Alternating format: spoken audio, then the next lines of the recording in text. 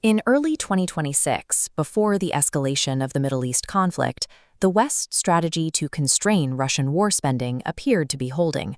Russia's energy outlook was in severe decline. Export earnings and production volumes had reached their lowest levels in 4 years. Oil export earnings fell below $10 billion in February, the first time since the pandemic. This left the national budget with a deficit already exceeding 90% of its full-year plan, forcing the Kremlin to weigh cuts to non-sensitive spending. That baseline collapsed with the April 2026 escalation and the resulting asymmetric closure of the Strait of Hormuz. Iran does not require overwhelming naval superiority to blockade the waterway. They rely on low-cost, asymmetric tools, naval mines, coastal missile batteries, and drone swarms to disrupt commercial shipping. Within weeks, the disruption took 10 million barrels of crude oil and 300 million cubic meters of LNG offline every single day.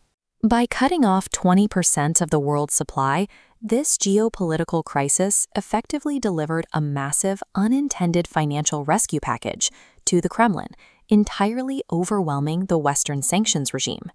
Analysts at the KSE Institute modeled this disruption across 3 distinct timelines: an optimistic scenario of 6 weeks, a central scenario of 3 months, and a pessimistic 6-month scenario. The central question across all 3 models is mechanical. By what exact pathway does a naval disruption in the Persian Gulf translate into record-breaking wealth for Moscow? To answer that, we use a 4-stage model, from physical choke point to market prices, the sanctions discount, and final state revenue. To quantify how sanctions fail, we trace this supply shock directly into Russian tax policy.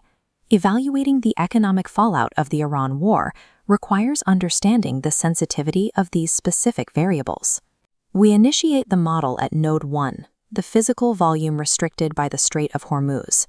This chart shows the massive aggregate volume loss across disruption scenarios. In the most severe case, nearly 2,300 million barrels of oil are erased from global balances compared to the baseline. Markets immediately look to bypass infrastructure to compensate for the restriction.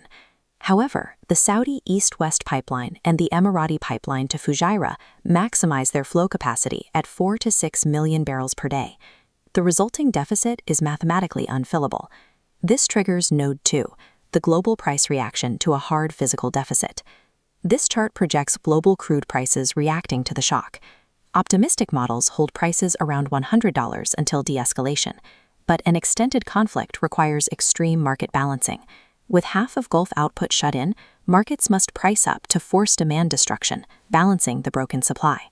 The physical constraints of the choke point establish an elevated price floor required to keep the global economy functioning. We run those inflated prices through Node 3, the Russian discount filter. Prior to the crisis, Western sanctions imposed a persistent $24 discount on every barrel of Russian Urals crude. A global supply panic alters the incentive structure for major buyers. Nations like India and China prioritize securing physical energy supplies to prevent domestic shortages over strict sanctions compliance. This chart shows how the discount spread behaves under pressure.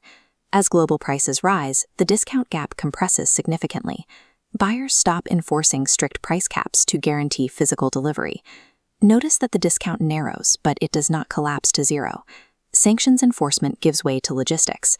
Elevated shipping costs, congested maritime routes, and longer journeys maintain a hard floor on the discount.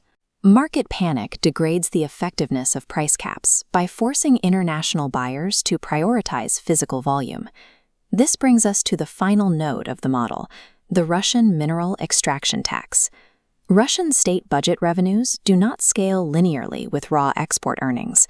The state captures wealth through a progressive take rate. Below $60 a barrel, the state takes a 50% cut. As prices rise between $60 and $80, the take increases to 55%. Breaking the $80 barrier locks the state's cut at a maximum 60%. Both the central and pessimistic Hormuz disruption scenarios push the majority of Russian energy exports firmly into this highest tax bracket. Because of this progressive structure, a prolonged Middle East conflict triggers a leveraged wealth windfall, where every dollar increase in the global oil price returns a disproportionately higher share to the Russian state budget. We can resolve the flowchart by running the data through to calculate the final 2026 results for the Russian budget. A baseline scenario projected $62 billion in oil and gas revenue. In the optimistic scenario, revenue surges to $106 billion. Central and pessimistic scenarios are more stark, generating $159 billion and $213 billion respectively, injecting a $151 billion surplus into the Russian system. This $151 billion surplus represents approximately 6% of Russia's GDP. This scale of capital entirely erases the severe budget deficits Moscow projected for the coming years. The Hormuz disruption effectively acts as a direct injection into the sovereign wealth fund. It allows Moscow to maintain elevated defense spending for years to come, removing the immediate fiscal pressure to enact domestic debts. Faced with energy costs, a political debate emerged in the West, whether to ease sanctions on Russian oil in a bid to lower global prices. The physical constraints of the Russian oil industry make this strategy ineffective. This chart shows Russian oil export volumes across all models. The trajectories are flat. Regardless of global demand, Russian export volumes are capped at roughly 5 million barrels a day for crude. The cause is structural. Since 2014, upstream investment sanctions have restricted total Russian production capacity to 11.5 million barrels a day. Russia possesses virtually zero spare capacity. They cannot increase production to offset the 10 million barrels a day missing from the Strait of Hormuz. Easing sanctions provides no meaningful relief to a global market. It functions purely as a wealth transfer from Western consumers directly to the Kremlin.